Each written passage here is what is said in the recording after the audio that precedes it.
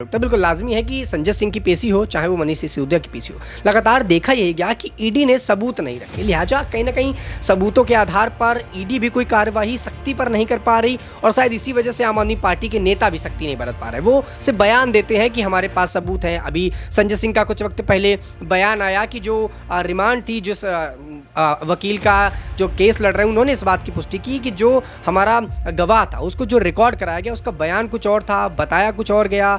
कि एक पार्टी का यहाँ पर नाम नहीं कि एक पार्टी झूठ बोल रही है। अगर बीजेपी पार्टी यहाँ पर मनीष सिसोदिया वाला मामला क्या है, 1 साल हो गए, आपने 1 साल से जेल में रखा है, क्यों नहीं साबित कर पा रहे?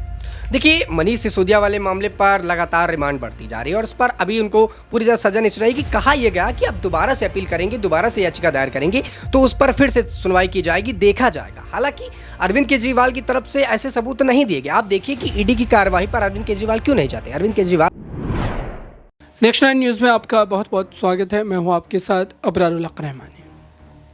इस वक्त एक बड़े मुद्दे की तरफ हम रुख करें दर्शकों, और आपको वो तमाम जानकारी, वो तमाम सवाल जो आपके जहन में चल रहे हैं उसका जवाब ढूंढने की, समझने की कोशिश करेंगे कि आखिरकार अब क्या फिर से एक बार जो है वो स्थिति पैदा होने वाली है अरविंद केजरीवाल को लेकर के, या फिर उनकी पूरी पार्टी को लेकर के।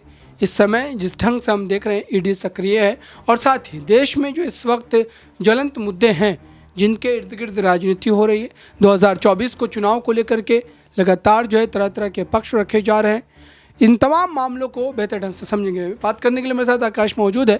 इनसे जानते हैं कि आखिरकार अरविंद केजरीवाल के खिलाफ ईडी की एक सक्रियता के पीछे की वजह क्या है। क्या 24 का चुनाव जीतना है या फिर आम आदमी पार्टी को पूरी तरीके से धराशाही करना है? इस पूरे मुद्दे पर क्या राय है? अबरार, देखिए, सबसे पहले तो जिस प्रकार से लोकसभा चुनाव, देखिए, आम आदमी पार्टी को देखा जा रहा था कि इतने वर्षों पर जो कांग्रेस पार्टी नहीं कर पाई वो आम आदमी पार्टी ने कर दिया। एक कम समय में आम आदमी पार्टी ने अपना पॉलिटिकल पार्टी, एक बड़ी पार्टी के नाम पर अपना दर्ज कर लिया दिल्ली के अंदर बैठकर। और दिल्ली में बीजेपी पार्टी जैसी जिस वक्त मुखर पार्टियाँ हैं उनको आने नहीं दिया, मुख्यमंत्री के पद पर हटने खुद को नहीं हटने दिया। तो ये कहीं ना कहीं ये बताता है कि आम आदमी पार्टी एक सशक्त पार्टी थी और दिल्ली की जनता उनको अच्छा खासा पसंद कर रही थी। लेकिन अब जब घोटाले उजागर होने लगे, ईडी सीबीआई उनके पीछे पड़ गई और यहाँ पर बीजेपी पार्टी को लेकर तमाम बयान आने लगे, तो देखने जाने लगा, समझ में आने लगा कि शायद बीजेपी पार्टी दिल्ली में अपना वर्चस्व बनाना चाहती। देखिए, दिल्ली के अंदर बीजेपी ने जितनी बार प्रयास किया विफल रहे। दिल्ली के अंदर बीजेपी पार्टी आ नहीं पाई, नहीं कांग्रेस पार्टी आ पाई, सिर्फ आम आदमी पार्टी रही जो लगातार दिल्लियों पर बनी रही। तो ये कई अपने आप में सवाल खड़े करता है और ये बताता है कि वो सशक्त पार्टी है। लेकिन बीजेपी ये चाहती थी किसी प्रकार से दिल्ली में बैठा जाए। देखिए, केंद्र पर बैठने की सबकी चाह है कि दिल्ली की कुर्सी भी उनको मिली जाए, लेकिन ऐसे में जो बीजेपी वाले हैं वो विफल हो रहे हैं। तो कहा यह जा रहा है कि बीजेपी ईडी को आगे करे। देखिए, इसके अलग अलग 2 मायने निकलते हैं। एक तरफ कि अरविंद केजरीवाल जो ये दावा करते हैं कि वो ईडी सीबीआई की जो जांच हो रही है वो फर्जी हो रही, तो अरविंद केजरीवाल जाते क्यों नहीं है? 6 समन पहुंच चुके हैं उनके पास, वो मिलने क्यों नहीं चाहते? बता क्यों नहीं देते कि उनकी जो सरकार है वो घोटाले में नहीं है, वो खुद घोटाले में नहीं है? फिर अगर ऐसा सचमुच नहीं है तो वो बता दें। अगर कहीं ऐसा है, उनके मन में ऐसा खोट है, तो इसीलिए वो नहीं चाहते। दूसरा कि बीजेपी पार्टी इस वक्त कहीं ना कहीं अपना रुख अपना रही है दिल्ली की तरफ, और दिल्ली पर आने के लिए बीजेपी पार्टी को उनको हटाना पड़ेगा जो ज़्यादा मजबूत है। अरविंद केजरीवाल की पार्टी उनको मजबूत लग रही थी, कहीं ना कहीं उसको तोड़ने की बातें कही गई। अब अरविंद केजरीवाल की स्थिति ये हो गई है कि वो चुनाव में फोकस करें या अपने नेताओं पर फोकस करें। कहा यह जा रहा है कि चुनाव से पहले वो जेल जा सकते हैं। यहाँ पर ईडी कार्यवाही तेजी देखी जा रही है। हालांकि ईडी की कार्यवाही तेजी देखी जा रही है, लेकिन सोचने वाली बात यह भी है अबरार कि ईडी ने अब तक अरविंद केजरीवाल को गिरफ्तार नहीं किया, क्योंकि चाहे तो ईडी गिरफ्तार कर सकती है, उसके पास राइट्स है इस बात के, लेकिन ईडी गिरफ्तार नहीं कर रही। आकाश, सवाल तो ये है ना कि ईडी गिरफ्तार कैसे करेगी? सबूत तो है ही नहीं है। आम आदमी पार्टी तो ये कह रही है। अरे ठीक, आम आदमी पार्टी ये बोल रही है सबूत नहीं है, ईडी ये बताती है कि उनके पास सबूत है, वक्त आने पर दिखा देंगे। अगर ईडी के पास सबूत नहीं है तो क्या अरविंद केजरीवाल के पास सबूत है? क्या अरविंद केजरीवाल ये बता सकते हैं कि उनकी पार्टी जो है शराब घोटाले में नहीं है? 500 करोड़ के ऊपर का ये घोटाला, उस पर संजय, ये बात तो कोर्ट में साबित करनी पड़ेगी ना। ये भी तो ईडी मौखिक तौर पर ही कह रही, कोर्ट में साबित क्यों नहीं कर पा?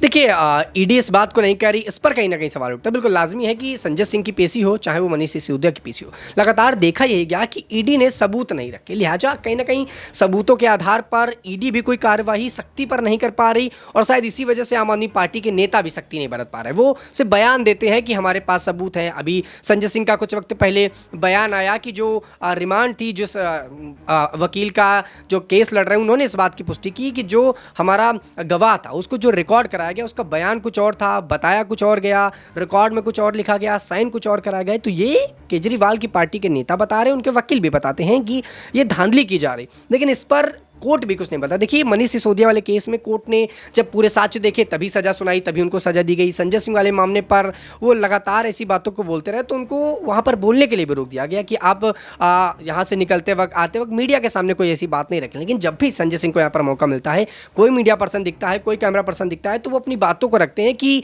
जो देश के प्रधानमंत्री हैं वो ईडी के लिए काम कर रहे हैं, वो देश के प्रधानमंत्री नहीं है। इसमें झूठ क्या है? अगर मान लीजिए भाजपा ये कहती तो इसमें झूठ क्या नहीं? देखिए मुझे झूठ नज़र नहीं आता, लेकिन जिस प्रकार से दोनों ही पार्टियों पर आप लोग रखते हैं, देखिए एक पार्टी का यहाँ पर नाम नहीं कि एक पार्टी झूठ बोल रही है। अगर बीजेपी पार्टी यहाँ पर, चलिए मनीष सिसोदिया वाला मामला क्या है? 1 साल हो गए, आपने 1 साल से जेल में रखा है, क्यों नहीं साबित कर पा रहे? देखिए मनीष सिसोदिया वाले मामले पर लगातार रिमांड बढ़ती जा रही है और इस पर अभी उनको पूरी तरह सजा नहीं सुनाई। कहा यह गया कि अब दोबारा से अपील करेंगे, दोबारा से याचिका दायर करेंगे, तो उस पर फिर से सुनवाई की जाएगी, देखा जाएगा। हालांकि अरविंद केजरीवाल की तरफ से ऐसे सबूत नहीं दिए गए। आप देखिए कि ईडी की कार्रवाई पर अरविंद केजरीवाल क्यों नहीं जाते। अरविंद केजरीवाल अगर वहां पर जाते, बता देते कि हम पूरी तरह से निर्दोष हैं, और वो खुद ये बताते हैं कि उनको इस बात का डर है कहीं वो ईडी के पास जाएं तो उन्हें गिरफ्तार न कर ले। देखिए अगर आप दोषी नहीं है तो मुझे नहीं लगता कि कोई भी कानूनी कार्रवाई आपके खिलाफ हो सकती है, बेवजह हो सकती है। कानूनी कार्रवाई नहीं हो सकती है, लेकिन आकाश ये चीज़ हुई है कि अगर आपकी गिरफ्तारी हो जाती है तो आप कानून के पचड़े में फंसकर लगभग साल 1.5 साल उसमें पड़े रह सकते हैं, और ये राजनीतिक जो है करियर को ख़त्म करने के लिए किया जा रहा है, ऐसा जो है आम आदमी पार्टी आरोप लगा रही है, क्योंकि उनके कई नेताओं को गिरफ्तार। बिल्कुल जाहिर तौर पर उनके तमाम नेता जेल में हैं और तमाम नेताओं के ऊपर तलवार लटक रही है। देखिए आतिशी के ऊपर लटक रही है। सोचने वाली बात यह है कि अरविंद केजरीवाल जब इस पूरे मुद्दे के साथ रखते हैं, इस पूरे मुद्दे को लेकर बोलते हैं, तो कहीं ना कहीं बीजेपी को लेकर गलत टारगेट कर देते हैं। अभी हाल ही में आपने देखा कि विधायकों की खरीद फरोख्ती वाले मामले पर केजरीवाल के यहाँ क्राइम ब्रांच पहुँच गई, आतिशी के घर में क्राइम ब्रांच पहुँच गई। तो सोचने वाली बात है, जब आपके पास कोई सबूत नहीं, आपके पास कोई प्रमाण नहीं है, तो आप उस बात को कैसे रख सकते हैं। फिर जब बात फंसती है, आप उस पूरे मुद्दे पर फंसते हैं, तो आप ये बताते हैं कि ज़बरदस्ती कार्रवाई की जा रही। अगर यहाँ पर विधायकों वाली बात सही थी तो आप बताते, आप अपने विधायकों को आगे लाते, जिन्होंने आपको ये बात बताई कि नहीं मुझे 25 करोड़ का ऑफर आया, मुझे बीजेपी वाले बुला रहे, मैं जा रहा। तो ये बात आकर अरविंद केजरीवाल रख सकते थे, उनके विधायक रख सकते थे, लेकिन मीडिया के सामने उनका कोई विधायक दल नहीं आया, उनके कोई नेता ये नहीं बता पाए, वो पेश नहीं कर पाए, बता नहीं पाए कि 25 करोड़ रुपये बीजेपी की तरफ से मुझे ऑफर किया गया। बस ये बताया गया कि बीजेपी हमें तोड़ना चाहती है। देखिए ये वही बात हो गई कि जब आप जीत नहीं पा रहे तो हार का ठिकरा किसी और पर फोड़ रहे हैं, और ये विपक्षी पार्टियों को मुझे लगता है हर बार का देखा जा रहा है। जब भी विपक्ष हारता है तो ये बताता है कि या तो वो ईडी सीबीआई के दम पर बीजेपी पार्टी जीत पा रही है या फिर ईवीएम को लेकर जीत पा रही है, और यही अरविंद केजरीवाल भी बोलते नजर आ रहे हैं। तो अरविंद केजरीवाल की पार्टी पर जो चुनाव से पहले पूरा का पूरा खेल हो रहा है, क्या इसको इस बात से नहीं जोड़ा जाएगा कि चुनावी पूरी तरीके से मामला है? क्योंकि ये बात कही जा रही है कि भारतीय जनता पार्टी की 15 वर्षों से चली आ रही एमसीडी में सरकार को उखाड़ फेंका आम आदमी पार्टी ने, और इसी बौखलाहट में वो अपनी जो खींच है वो ईडी के द्वारा जो है कहीं ना कहीं बदला लेने की कोशिश कर रही है। ये तो खुद अरविंद केजरीवाल कह रहे हैं। ठीक है, अरविंद केजरीवाल जिस बात को रखते हैं, ठीक है, उनकी बात अपनी जगह पर सही है कि जिस प्रकार से एमसीडी चुनाव देखे गए और यहाँ पर मेयर चुनाव को लेकर अभी हंगामा कटा, वो बोलते नजर आए कि यहाँ पर 8 वोट बेवजह के डाले गए, बीजेपी धांधली करती है।